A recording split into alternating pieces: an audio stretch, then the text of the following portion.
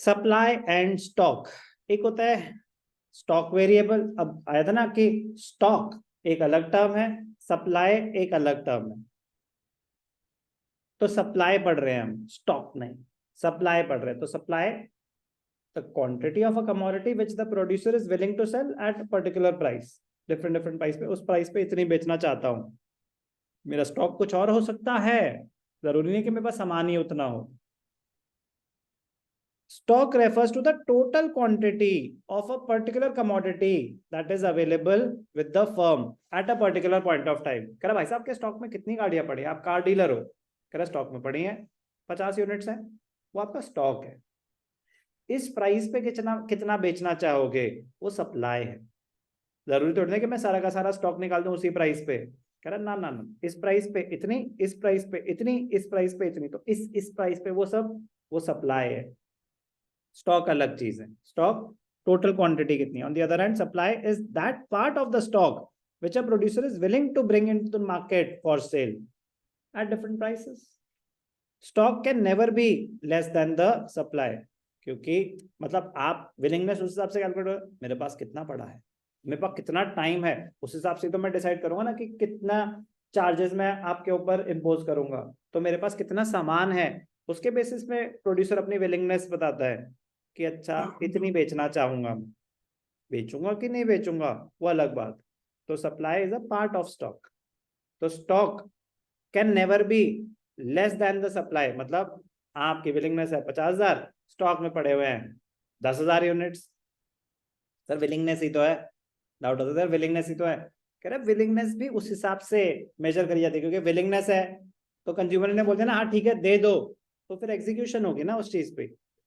तो आप अपनी विलिंगनेस भी उस हिसाब से बताते हैं जितना। अब जैसे हमने वो पढ़ा था, डिमांड पढ़ा था, कैपेसिटी टू बाय भी तो होनी चाहिए ना, वरना तो डिजायर हो जाएगा वो। तो उसमें होता था कि आप अपनी विलिंगनेस बताएं औकात अनुसार, ठीक है ना, कि विलिंगनेस के साथ साथ आपकी वो कैपेसिटी टू बाय भी होनी चाहिए, तब वो डिमांड के अंडर आएगी। उसी exactly same point of view से प्रोड्यूसर के बारे में कह रहे हैं कि आपके स्टॉक में होना चाहिए, तो वो विलिंगनेस के उसमें कवर कर लेंगे। तो stock will always be more than the supply. Point, stock और सप्लाई दो अलग टर्म्स है। कोई doubt? Just read once. Just read once. हो गए बातें. Supply refers to a quantity of a commodity that a firm is willing or able to offer for sale at a given price during a given period of time. Stock refers to total quantity of a particular commodity that is available with the firm at a particular point of time. Supply is a flow concept over a period of time, during a period of time. Stock is a stock concept.